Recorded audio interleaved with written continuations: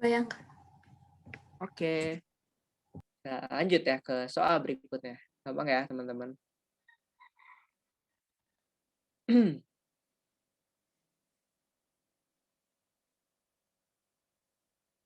Nah, ini pembahasannya sama aja sih sebenarnya. Nah, ini soal latihan 3. Produk marginal negatif terjadi pada waktu apa? Ada yang tahu? B.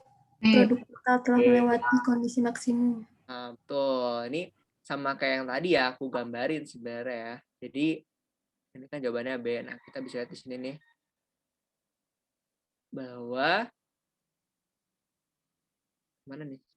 Nah, ini ada kurvanya.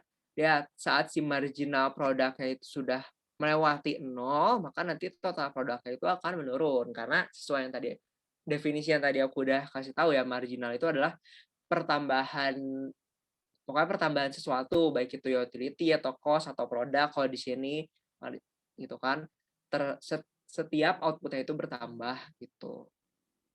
Kita bisa lihat di sini ada, dan ini yang apa ya? Apa namanya tuh si total produk yang pokoknya semua hal yang awalnya naik terus dia turun itu. Nah, itu disebutnya law of diminishing return. Itu udah apa ya? Ya pokoknya semua hal yang tadinya naik terus turun gitu karena si marginal produknya sampai minus itu namanya law of diminishing return gitu ya. Itu udah teori sih sebenarnya dari sononya. Gitu. Mungkin itu untuk soal nomor 3. Soal nomor 4 sekarang. Dengan naiknya pendapatan konsumen menyebabkan barang X menurun. Nah, ini berarti barang X apa nih? Inferior. Inferior. Oke, benar. Kalau barang inferior itu nah ya benar ya, jawaban itu adalah 4 saja. Jadi barang inferior saja gitu kan, yang saat pendapatan dari konsumen itu naik tapi pembeliannya malah menurun seperti itu. Contohnya apa barang inferior, ada yang tahu nggak?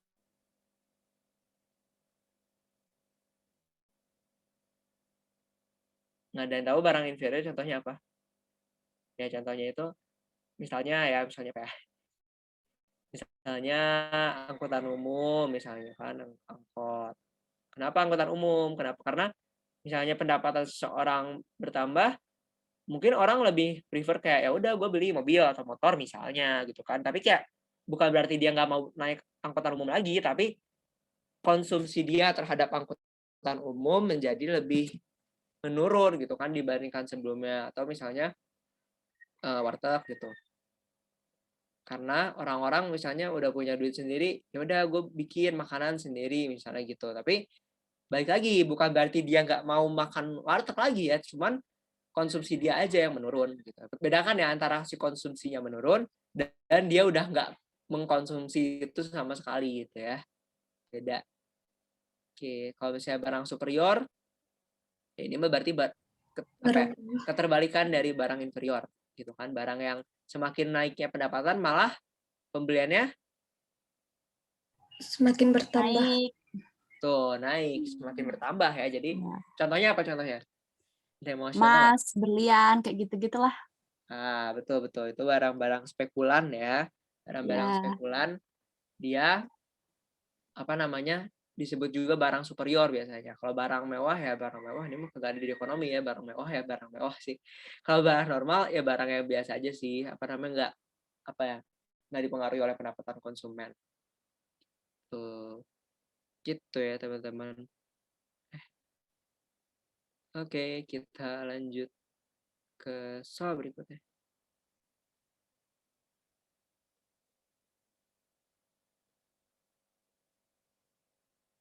Ini gimana lagi? Ya, oke. Bentar. Oke. Nah, kita lanjut. Oh, ini yang tadi ya, pembahasannya.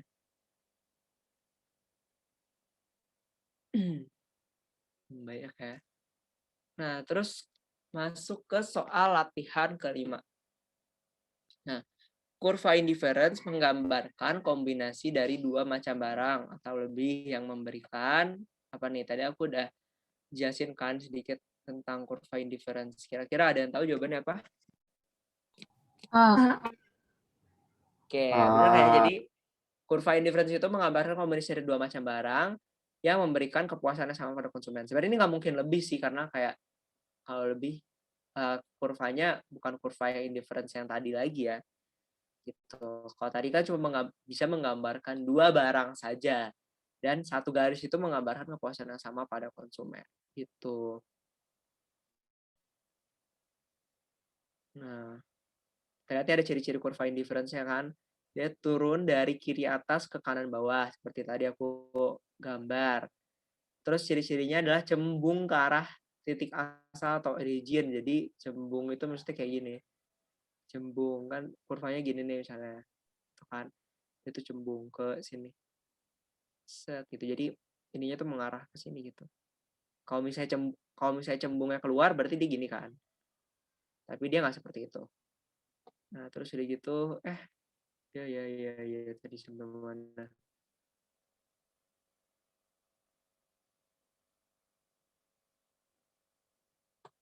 Oke. Nah, ya tadi sampai sini.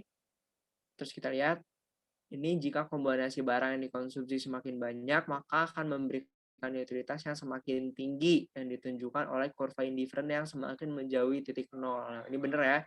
Jadi kalau misalnya kalian mengkonsumsi barangnya lebih banyak dibandingkan sebelumnya gitu. Jadi kalau misalnya kalian tadi beli barangnya di sini nih gitu kan. Sini. Misalnya kalau di sini itu X-nya 3, terus Y-nya itu 4. Tapi kalau kalian beli barang di sini itu nambah, ini adalah X-nya 4 misalnya. Terus Y-nya itu sekarang sama dengan 6. Itu kan total utility-nya pasti akan bertambah ya. Tapi balik lagi keputusan kayak kalian bakal beli barangnya itu akan di mana, itu nanti akan bergantung dengan budget lain dari masing-masing orang gitu ya. Oke, ada yang bertanya dulu nggak? Nggak ada, Kak. Oke, gampang ya untuk soal-soalnya yang hari ini. Nah, karena ini ada kurva ya guys, ternyata. Bisa dilihat di sini. Oke, lanjut ke soal latihan 6. Nih, koefisien elastisitas harga permintaan menjelaskan apa? D. Persentase perubahan jumlah barangnya. Ya, benar. Jawabannya D ya. Kita lihat di sini ada jawabannya. Oke, jadi elastisitas harga permintaan itu menjelaskan perubahan dari quantity itu kan dibagi dengan perubahan dari price sendiri. Kita bisa lihat elastisitas itu kan rasio mengukur perubahan jumlah yang diminta atau ditawarkan, gitu kan. Nah, adapun pengertian dari elastisitas ini seperti ini. Mungkin aku mau bahas nih elastisitas. Ini kan ada rumusnya nih ya. Elastisitas itu adalah perubahan dari Q dibagi perubahan dari P. Kita akan coba bahas elastisitas. Oke. Jadi kalau tadi kita udah sempat bahas elastisitasnya itu elastisitas silang ya. Jadi elastisitas silang itu ya intinya dia mencari gimana hubungan antara dua barang gitu ya. Apakah dia substitusi atau komplementer. Nah, kalau untuk elastisitas yang permintaan penawaran biasa, berarti dia tuh warnanya ini sih. Nah, berarti dia tuh kalau misalnya permintaan penawaran biasa cuma mengukur gimana reaksi yang ditimbulkan gitu kan akibat adanya perubahan harga. Jadi reaksinya itu adalah perubahan Q. Jadi gimana perubahan Q yang terjadi saat perubahan P-nya berubah sebesar 1. Jadi mesti gimana ya? Gini ya, misalnya ini P, ini Q, bukan ini 0. Oke. Nah, sekarang misalnya ada garis supply atau demand ya. Misalnya garis supply and demand atau demand-nya itu gini. Misalnya gini garis demand. Gini. Oke. Nah, terus gimana gitu kan cara kita menentukan dia tuh elastis kah atau inelastis kah atau berapa sih nilai E-nya, apakah lebih dari 1 gitu kan, atau misalnya E-nya itu adalah nol atau kayak gimana caranya. Nah, jadi pertama kita harus lihat dulu nih perubahan dari harganya. Nah, jadi kita lihat perubahan harganya itu. Oke, nggak apa-apa, Husni. Hati-hati ya kalau mau ke sekolah. Kamu ke sekolah offline atau online? Oke, jadi apa namanya? Kita lanjutin ya. Jadi pertama kita lihat dulu nih perubahan dari price-nya. Nah, misalnya price-nya tadinya di titik ini ya. Di titik ini. Di titik ini. Di titik ini itu misalnya ini 4. Oke, 4. Nah, terus udah gitu kita bikin lagi di sini. Price-nya itu di sini adalah 2. Nah, kira-kira ini 4 ke 2 berarti berapa nih perubahan ininya? Perubahan price-nya. Ada yang tahu? Berapa persen perubahan dari price-nya? Oke, jadi cara menghitung, ada yang mau jawab tadi? 100%. Hmm, Dari 2 ke salah. 4. Salah. Enggak, ini dari 4 ke 2. Dari 4 ke 2. Kalau dari 4 ke 2 berapa? Berarti 50%, turun 50%. Ya, benar, 50% ya. Karena dia turunnya 2. Jadi gimana caranya untuk menghitung persenannya itu adalah apa namanya? P1 gitu kan. P1 itu maksudnya 4 price sebelumnya dikurangi price kedua gitu kan. Dibagi sama price satunya gitu kan dikali 100%.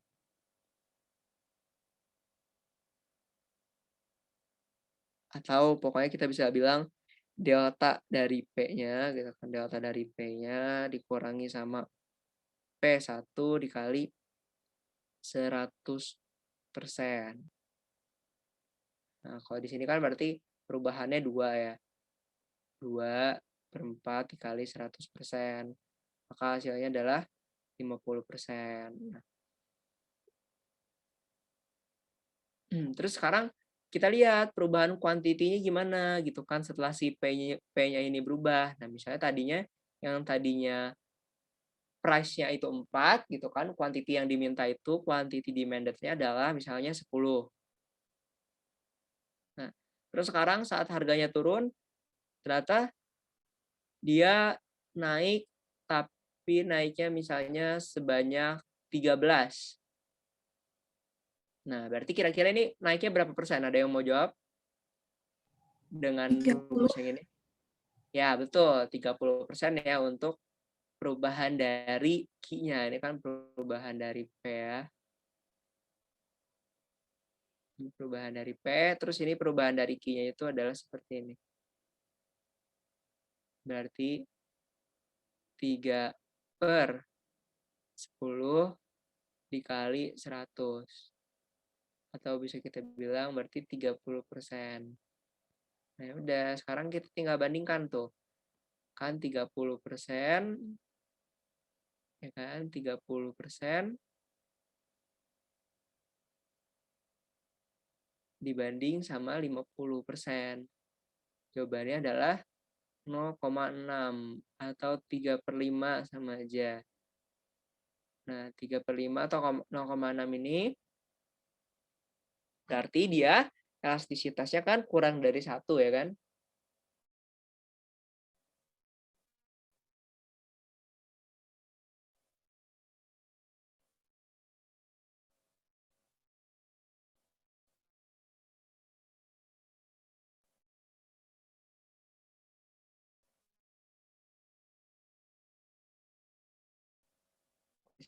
Kalau 1% nanti kalian bisa cari sendiri ya.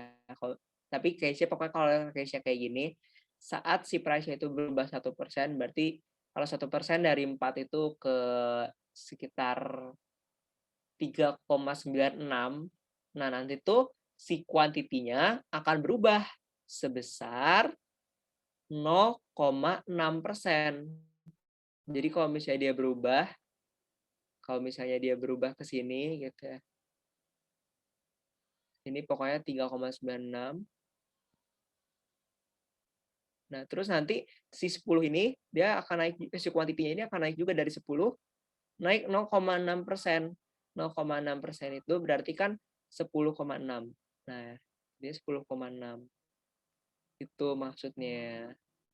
Jadi perubahannya seperti itu ya. Ini kalau kalian mau benar-benar detail sih, intinya 0,6 itu seperti itu. Nah, kalau misalnya yang satu, berarti yang kalau misalnya dia tuh elastisitasnya apa namanya uniter ya. Kalau misalnya uniter, berarti gambarnya kan seperti ini.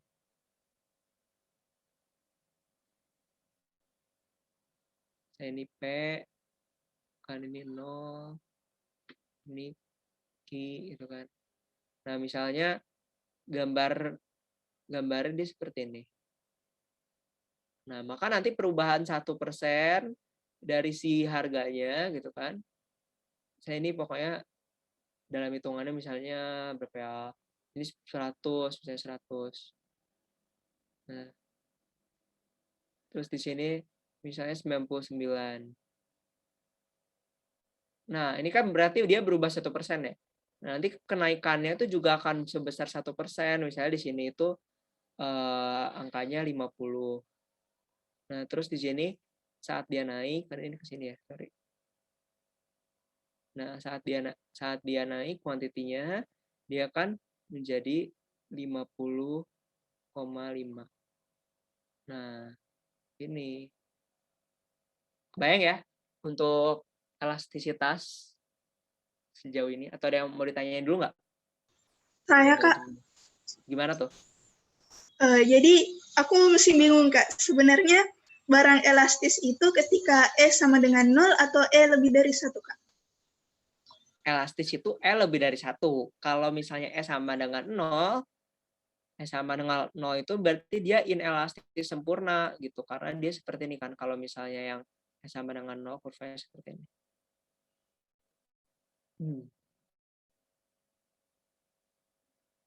Ya, aku jelasin yang elastis. Kalau yang E sama dengan 0, dia kan kurvanya gini. Gini kan. Nah, ini P, itu kan ini Q, ini 0. Nah, terus kalian bisa lihat deh, kalau misalnya di garisnya seperti ini kan, misalnya ini garis demand, atau garis supply, atau garis apapun lah, garis demand itu supply doang sih. Nah, misalnya ini garis demand. Terus udah gitu, sekarang kalian lihat, kalau price-nya berubah, misalnya ini price-nya tadinya di sini ya. Lihat, price-nya ini adalah 100 misalnya. Gitu kan. Terus si price-nya naik tiba-tiba jadi 200. Nah, tapi kuantitinya gimana? Kuantitinya tetap aja kan. Jadi kayak si price ini tidak mempengaruhi quantity. Nah, maka itu kenapa si elastisitasnya itu adalah 0. Nah, atau kita bisa sebut juga dia itu inelastis sempurna. Gitu. Gimana? Sudah cukup jelas atau ada yang mau ditanya lagi? Iya, Kak. Alhamdulillah jelas. Terima kasih, Kak. Oke.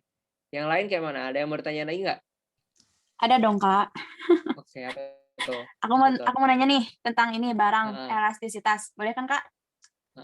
Ya boleh dong. Ya. Kenapa nggak boleh? Ini kan kebanyakan nih yang unitary sama elastis sempurna itu di berbagai referensi itu jarang nih disebutin bendanya, kayak katanya tuh nggak ada di kehidupan nyata. Emang benar kayak gitu apa gimana ya, Kak? Mohon penjelasannya. Terima kasih. Yang elastis sempurna atau inelastis sempurna, sorry tadi? Yang unitary, yang ini elastisnya sama dengan 1 unitary sama ini elastis sempurna kayak gitu. Oh, elastis sempurna ya. Elastis sempurna itu yang gini kan. Nah, ini gua hapus aja dah. Bentar.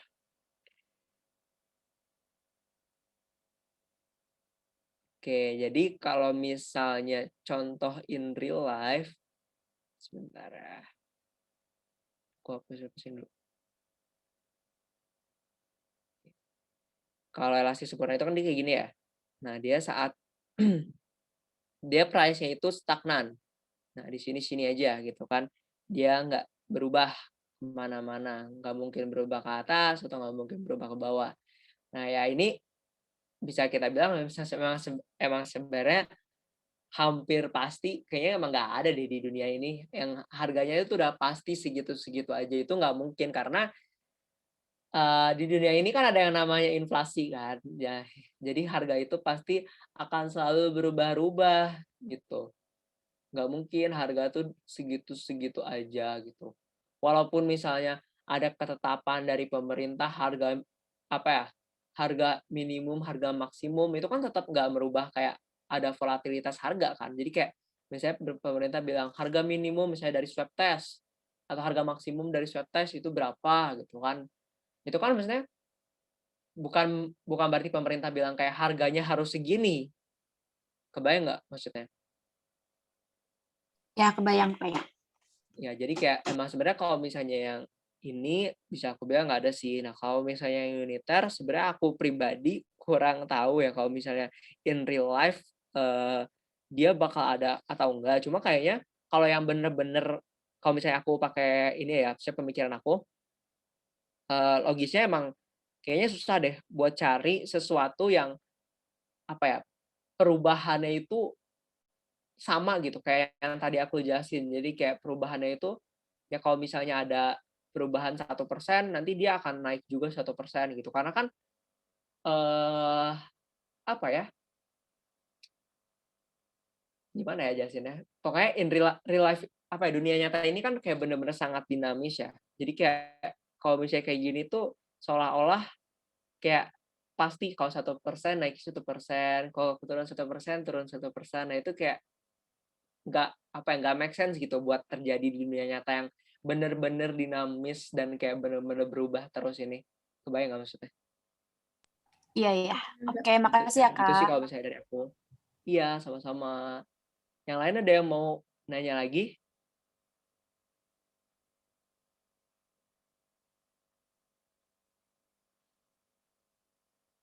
Oke, udah cukup mengerti ya berarti tentang apa namanya elastisitas.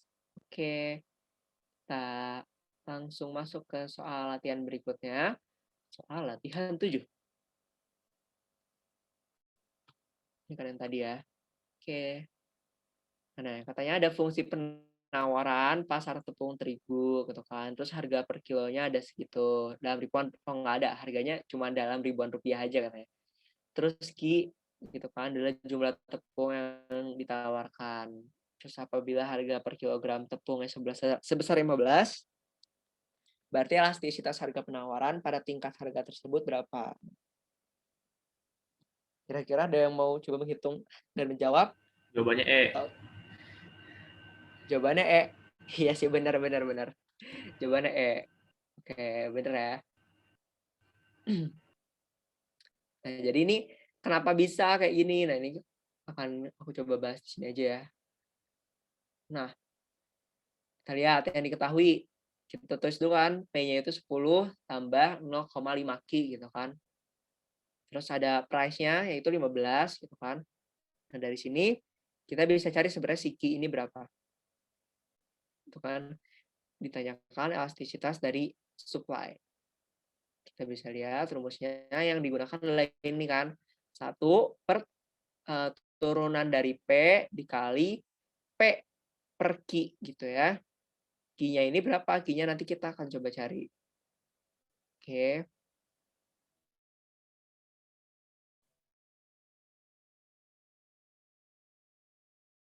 Nah, ini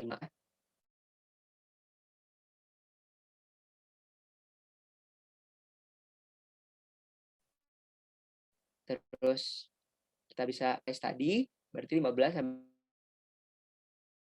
dengan 10 plus 0,5 Q, terus 0,5 Q sama dengan 5, dan berarti Q-nya itu sama dengan 10. Nah, kalau misalnya kita udah dapat semuanya nih, price-nya udah terus turunnya udah ada 0,5 ya udah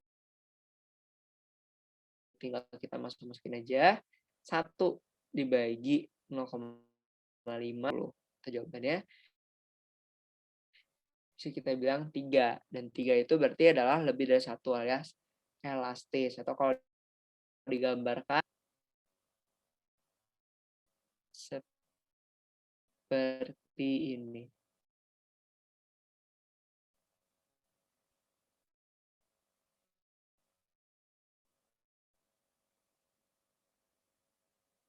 Oke, gampang ya kalau buat yang ini. Kita masuk ke soal berikutnya. Soal latihan 8. Nah, ini. Kurva isokos menunjukkan kemampuan optimal bagi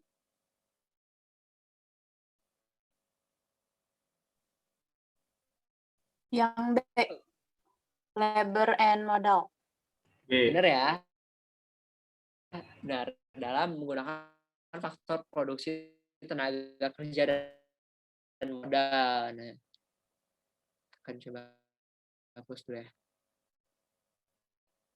Jadi kurva itu untuk sisi dong. Kalau tadi kan kalau konsumen dia mengejarnya tuh utility gitu kan, utilitas. Nah, kalau produsen Keuntungan. ya betul, profit ya. Kalau misalnya apa menginginkan profit, kalau misalnya nggak profit ya ngapain gitu kan jadi produsen.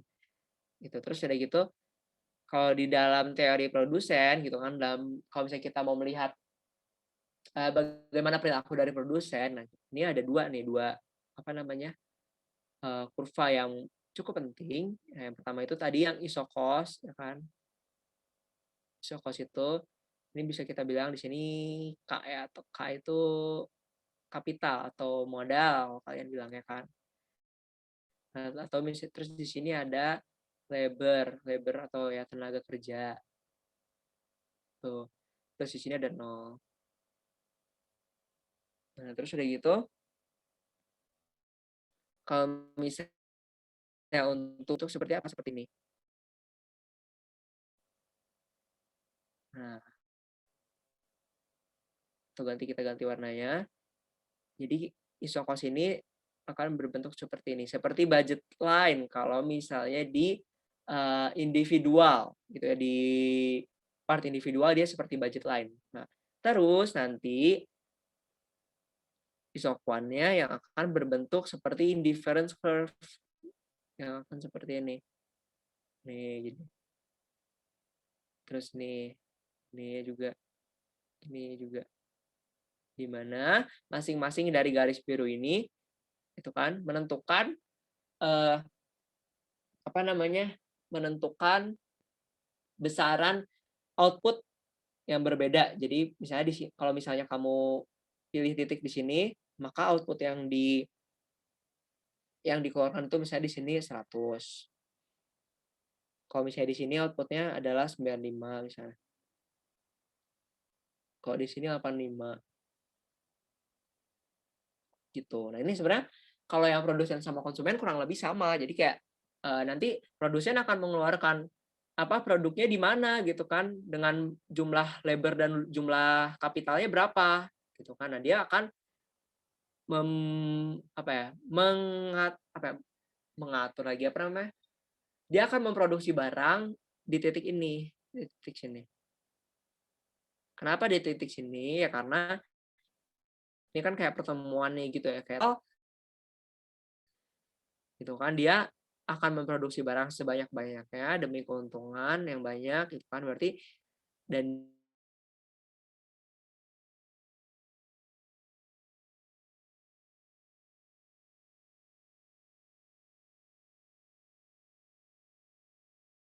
dia kan memakai Elsa. Nah, itu sebenarnya sama aja sih sama yang tadi, cuman kayak beda sudut pandang aja, tapi ya intinya sama gitu. Ada yang mau ditanyain dulu untuk ini? Oke, gampang ya. Oke, gampang ya, kebayang ya untuk apa namanya kurva isokos dan juga isokuan. Ingat ya kalau isokuan itu namanya juga kuan. Kuan itu berarti quantity, berarti dia menggambarkan kuantitas yang akan diproduksi oleh suatu perusahaan atau company gitu ya, atau firm. Sedangkan isokos itu adalah namanya juga cost. Cost itu artinya biaya. Berarti dia menggambarkan batas dalam biaya yang apa namanya dimiliki oleh perusahaan gitu teman-teman. Oke, kita lanjut. Ini udah soal latihan 8, cepet juga ya. Gampang ini soal-soalnya guys. Kita lanjut aja. ke ya ini tadi yang aku jelaskan. Lihat ya, ini isokos kan gambarnya lurus. Kalau isokuan tadi yang apa namanya seperti indifference curve. Nah, kita bisa lihat di sini. Jadi kalau isokos sendiri dia kita lihat di sini kalau misalnya di gambar sini ya isokosnya ada 3. Ada isokos 1, isokos 2, isokos 3, di mana semakin tinggi dia atau semakin menjauh dia dari 0 tuh yang di sini kan. Semakin menjauh dia dari 0, maka berarti uang yang dimiliki oleh perusahaan itu sebenarnya bertambah banyak gitu ya, uang yang dimiliki oleh perusahaan itu bertambah banyak, maka dia bisa membeli atau bisa menggunakan apa namanya kapital dan labor-nya itu semakin banyak lagi gitu. Oke, next. Oh, ini bisa lagi. Nah, atau bisa juga isokosnya seperti ini, teman-teman. Tanya apa namanya berubah gitu ya dari yang titik sini ke titik sini. Nah, ini disebabkan apa? Disebabkan oleh adanya perubahan harga. Oh ya, jadi ini aku kelewatnya jelasinnya. Jadi apa namanya? Aku jelasin di sini aja deh, biar bisa coret-coret. Oke, ini sama ya. Apa namanya? Aku sekalian menjelaskan yang tadi juga sih, yang indifference curve. Yang budget line yang pertama. Nah, bentar. Kan ada kurva seperti ini ya. Nah, terus udah gitu, tadi misalnya ada barang X sama barang Y. Terus ini ada 0. Kan. Terus, tadi kan kita bisa lihat, kita bisa bilang M-nya itu atau money-nya adalah 50.000. Atau 50 lah. Terus PX-nya itu adalah 10 dan price dari Y-nya itu adalah 5. Nah, pada awalnya kita kan punya budget line-nya itu berarti di sini ya. Ini misalnya. Di mana X-nya itu tadi berapa? 10. Bukan. X-nya itu adalah 5. Ya, 5. Kenapa bisa 5? 50 dibagi 10. 50.000 dibagi 10. Ya, betul. Karena kita kan mau belinya X semua di situ ya kalau gini. Terus di sini 10. Terus udah gitu, misalnya nih ada perubahan-perubahan yang terjadi di antara ketiga ini ya. Itu gimana implikasinya terhadap si budget line ini ya. Implikasinya dia bakal berubah. Berubahnya kayak mana? Nah, berubahnya bergantung. Misalnya M-nya yang berubah. Kalau M yang berubah jadi M sama dengan 40. Nah, kira-kira gimana perubahannya? Bergeser ke kiri. Nah, betul, bergeser ke kiri ya. Jadi si kurva ini akan segini, gini. Nah, kan semakin mendekati 0. Makanya tadi aku bilang kalau misalnya kurvanya menjauh dari 0, itu tuh sebenarnya uangnya akan semakin banyak, berarti uangnya semakin banyak. Nah, di sini berarti sekarang angka yang barunya berapa? Angka di X-nya.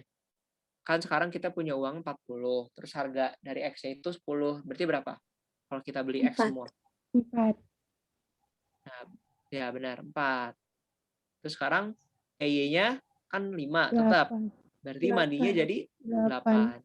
Tuh. Nah, benar ya. Nah, ini perubahan dari money-nya. Atau misalnya kalau di perusahaan berarti ini perubahan dari ini. Dari uang juga sih. Jadi uang yang dimiliki oleh perusahaan ya. Jadi tapi di sini kalau di perusahaan berarti nanti dia jadi kayak gini. Jadi ini misalnya harga dari modal gitu ya, atau price dari kapital, ditambah kalau yang ini price dari labor. Price dari labor alias gajinya, berarti kan di sini kan berarti L, kan di sini K. Gitu.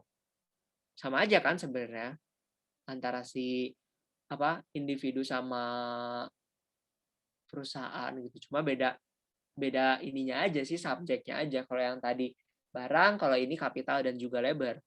Nah, terus sudah gitu, sekarang gimana kalau misalnya yang berubah itu ternyata harga dari kapital dan juga harga dari harga dari labornya. Misalnya nih sekarang M-nya tetap 40 gitu ya.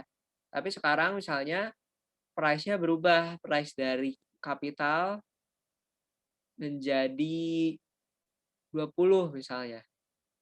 Nah, kira-kira apa yang terjadi terhadap budget lainnya? Atau iso cost kalau di sini, kalau perusahaan. Gimana? Ada yang tahu? Nah, jadi perubahannya itu dia nanti akan bergeser. Tapi yang bergeser itu hanya di kapital saja. Jadi nanti dia akan gini. Anggap aja lurus ya. Nah, jadi si kapitalnya ini akan menjadi 2. Karena dia maksimal dia cuma bisa beli 2 kan. Kan uangnya cuma 40. Tapi kapitalnya 20. Dan PL-nya tetap 5. Price dari labor-nya. Ya nggak? Kebayang nggak sampai sini? Kebayang. Nah, gitu kan. Jadi intinya perubahan-perubahan ini akan membuat nanti si iso cost atau si budget line ini berubah, tapi berubahnya kayak gimana bergantung dari yang berubah itu apa. Apakah price-nya dari labor, atau price dari kapital, atau price dari barang, tadi kalau misalnya di individu, atau jumlah uang yang berubah. Gitu. Kalau jumlah uangnya bertambah, nanti beda lagi kan case-nya. Dia bakal ke sini kan kalau jumlah uangnya bertambah, ya nggak? Ya nggak? Iya, Kak.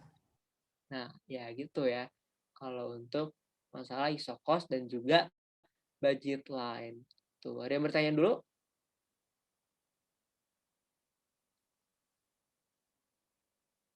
Oke, nggak ada ya. Gampang ya ini. Kita udah pembahasan soal 8. Kita lanjutkan. Ini ada pembahasan lagi. Nah, ini yang tadi aku sebut isoquant ya, teman-teman. Sama aja kayak indifference curve gitu. Nah, sekarang lanjut nih. Sebuah perusahaan menggunakan input kapital dan tenaga kerja. Katanya jika penggunaan input kapital dan tenaga kerjanya bertambah 5%, tapi outputnya hanya bertambah 4%, maka fenomena ini dinamakan apa? Oke, ada yang mau coba jawab? Atau ada yang tahu? Apa? B. Ya, betul. B ya, atau decreasing return to scale. Kalau misalnya increasing berarti dia outputnya malah lebih dari 5. Betul nggak? Betul. Nah, betul. Kalau misalnya economies of scale apa? Ada yang tahu? Oke, kalau misalnya economies of scale itu ini apa namanya kayak ini aku jelasin coba ya, economies of scale itu kayak mana ya maksudnya. Nah, ini tapi sebenarnya bukan materi ini sih, cuman menurut aku ini cukup penting ya untuk economies of scale. Jadi, mesti gini teman-teman. Economies of scale itu artinya kalau misalnya kayak punya perusahaan ya. Kayak punya perusahaan misalnya perusahaan A gitu ya. Nah, misalnya siapa yang punya perusahaan A ya? Misalnya Rizky gitu ya. Rizky punya perusahaan A. Nah, terus udah gitu Rizky memproduksi Rizky memproduksi misalnya 10 barang. 10 barang. Nah, 10 barang ini misalnya rata-rata Rizky itu menjual barang 10 barang ini di harga berapa ya? Di harga 5.000 tadinya. 5.000 per piecesnya ya. 5.000 per barangnya. Nah, terus sekarang saat si produksinya udah naik gitu ya. Misalnya produksinya udah 10.000 nih. Nah, Rizky itu bisa menjual menjual si barang ini dengan harga 2.000 sekarang. 2.000 per barang. Nah, ada yang tahu nggak kenapa hal ini bisa terjadi?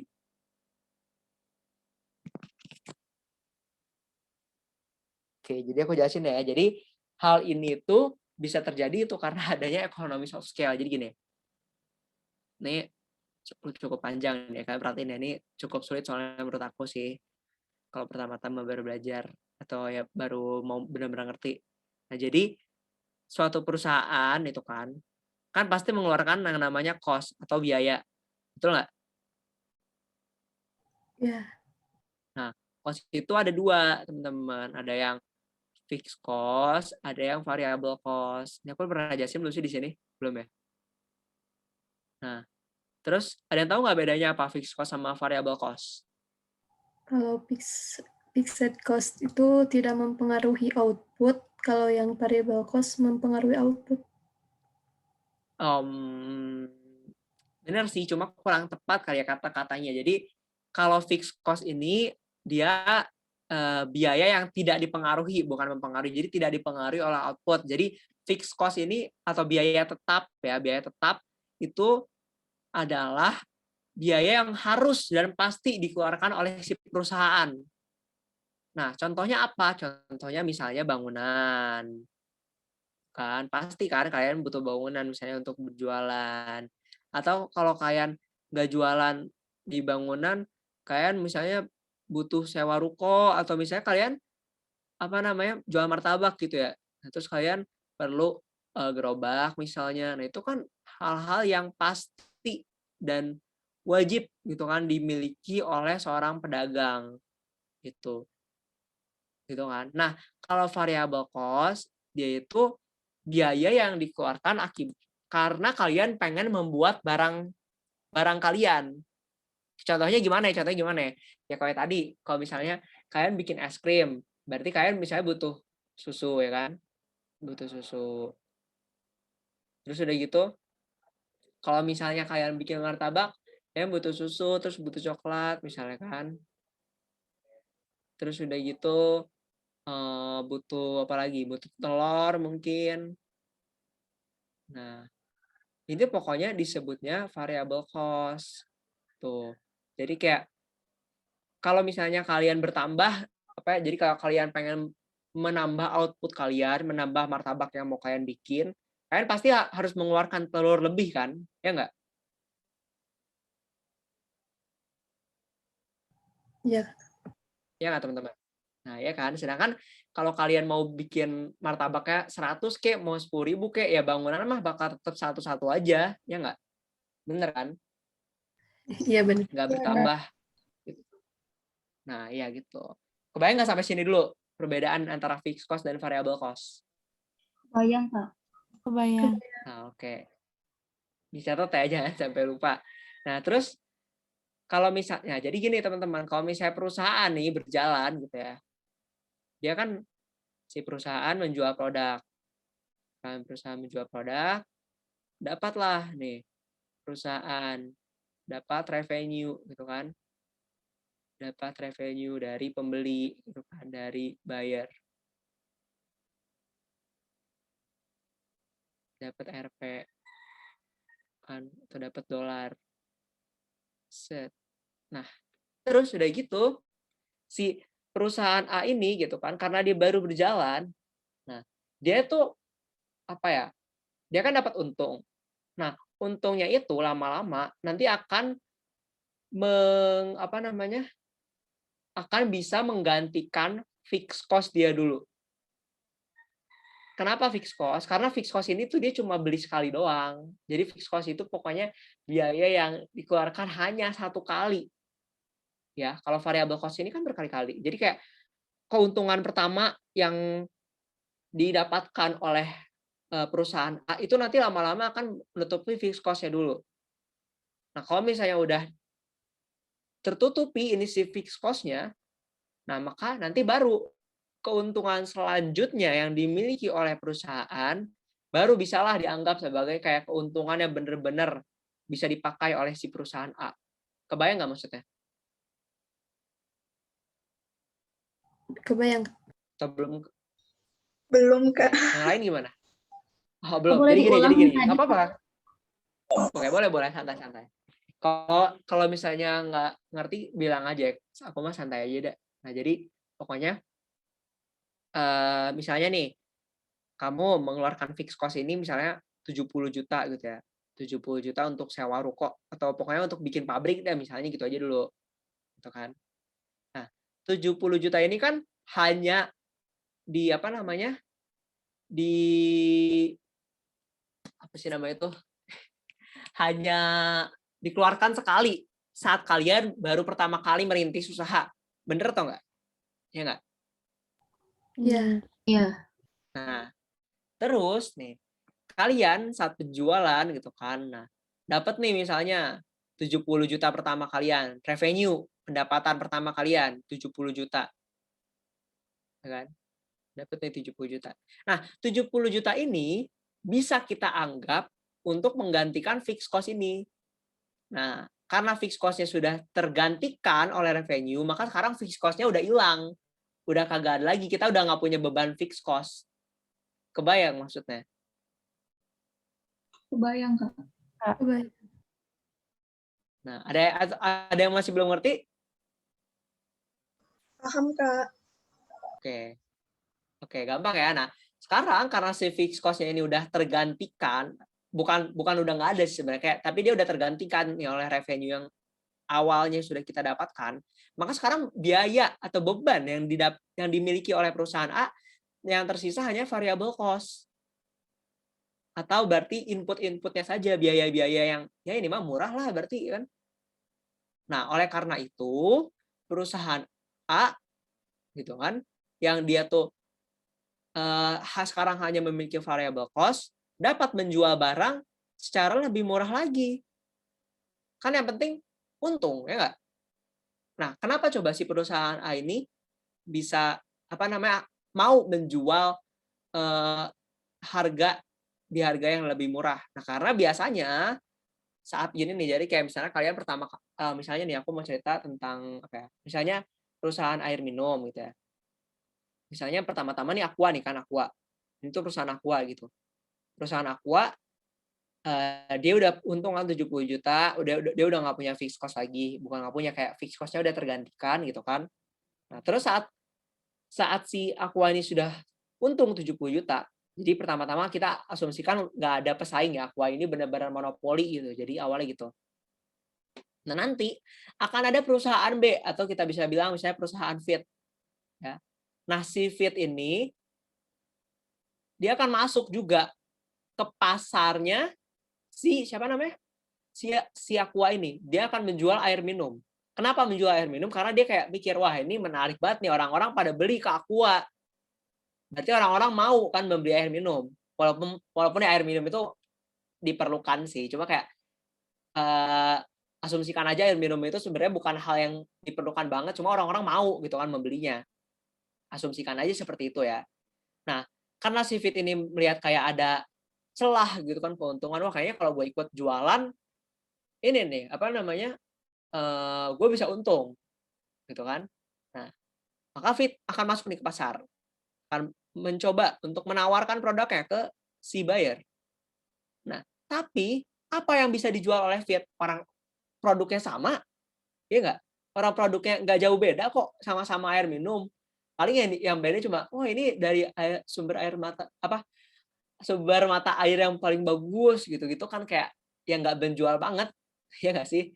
Ya kayak buyer pasti mikirnya kayak ya udah gue mah ke Aqua aja, orang gue udah kenal dari dulu gitu kan, gue udah beli Aqua dari dulu, kenapa gue harus pindah ke Fit, gitu kan?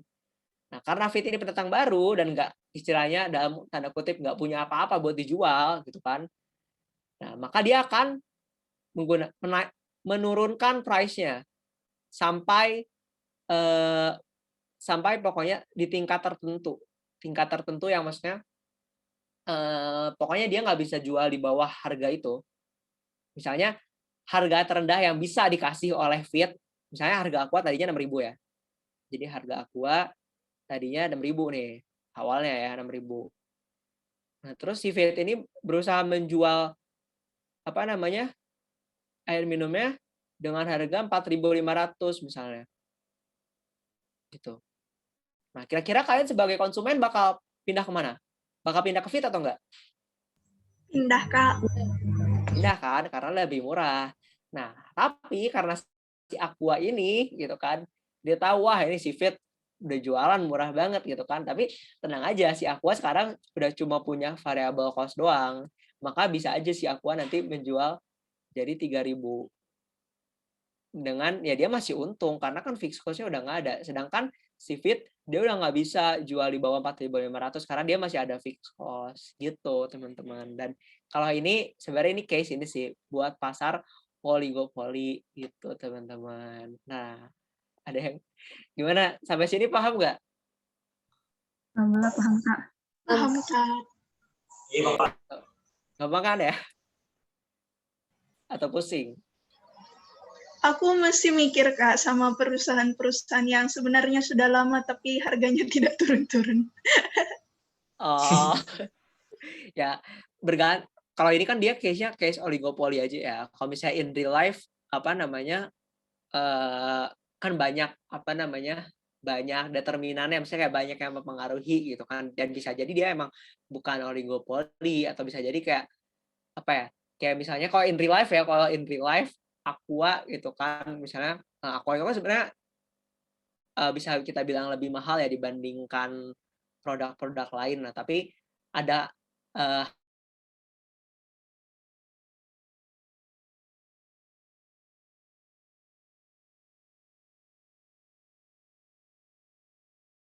hal lain yang harganya tuh lebih mahal dibanding apa ya, si cerita ini tuh emang kan dengan beberapa asumsi kan, gimana ya jelasinnya? Maksudnya kalau di ekonomi itu kita tuh selalu bercerita kayak dengan asumsi. Nah kalau di sini dia juga ceritanya asumsinya semua orang mau membeli sesuatu dengan harga paling murah. Pokoknya itu doang asumsinya. Sedangkan di kehidupan nyata orang-orang itu kan belum tentu cuma mau murah doang. Bisa jadi orang mau kayak ya udah gue nggak apa-apa mahal, yang penting kualitasnya terjamin, yang penting gue udah kenal sama mereknya, ya nggak? Ya, Kak. Nah ya gitu, jadi kayak emang berbeda kalau misalnya in real life sama cerita gitu. Cuman ini kan dalam rangka kayak baru belajar kan gitu, jadi gitulah. Mungkin kecuali kalian mau kuliah ilmu ekonomi kayak aku, cuman ya kalau mau sih itu. Ada yang mau ditanyain dulu soal ini? Jelas, Kak. Oke, gampang ya. Nah, itu namanya economic of scale. Sebenarnya intinya ini doang sih. Dia bisa menjual lebih murah karena dia sudah lama beroperasi. Gitu. Oke, next question. Nomor 9 ya.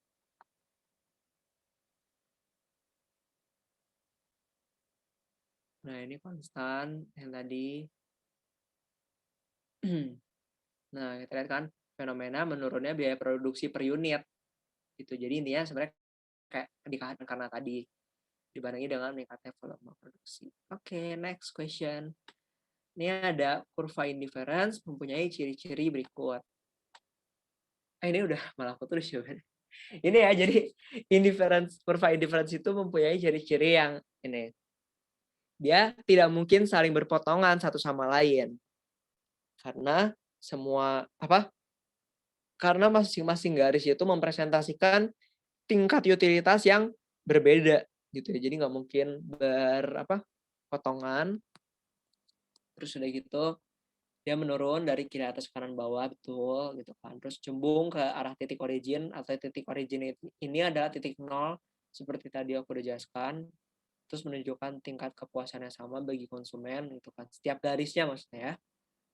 Jadi benar jawabannya adalah itu. Sebenarnya udah itu aja sih sebenarnya untuk materi hari ini sudah habis. Ini udah habis. Nah, karena sudah habis, ini tadi apa kita udah sempat bahas. Oke, saatnya kalian untuk mengisi post test terlebih dahulu. Ini aku bakal coba ini ya, kopas linknya, atau kalian bisa masuk lewat kode juga kalau kalian mau. Aku kasih waktu 10 menit. Ini aku chat ya. Oke, nah itu udah aku kirim di chat link buat quizisnya, lalu ya sudah bisa diisi dan ditunggu paling sama aku sampai jam 9:57 seperti itu. Aku tungguin ya. Kalau misalnya kalian ada yang bingung atau apa. Maksudnya bukan soalnya yang bingung ya, cuma kayak ini kenapa gini gini gini. Ya kalian bisa ngomong aja, nanti aku jawab gitu ya. Boleh silakan diisi dulu teman-teman.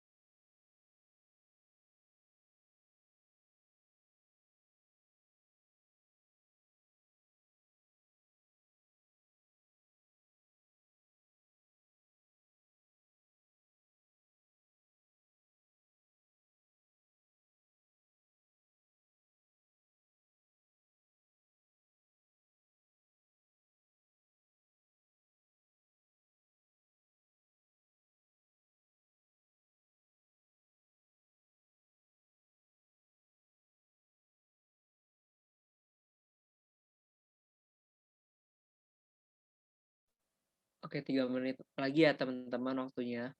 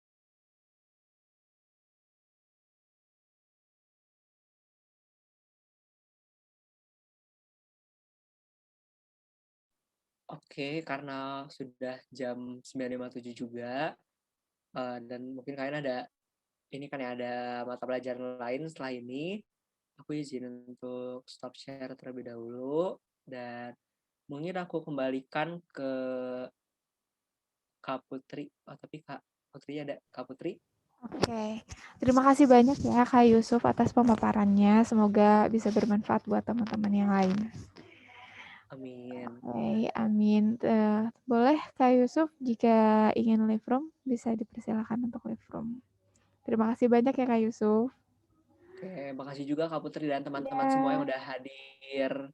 Sukses ya. UTBK-nya teman-teman semuanya. Siap, terima kasih banyak Kak Yusuf. Oke, aku izin live ya. Ya, oke.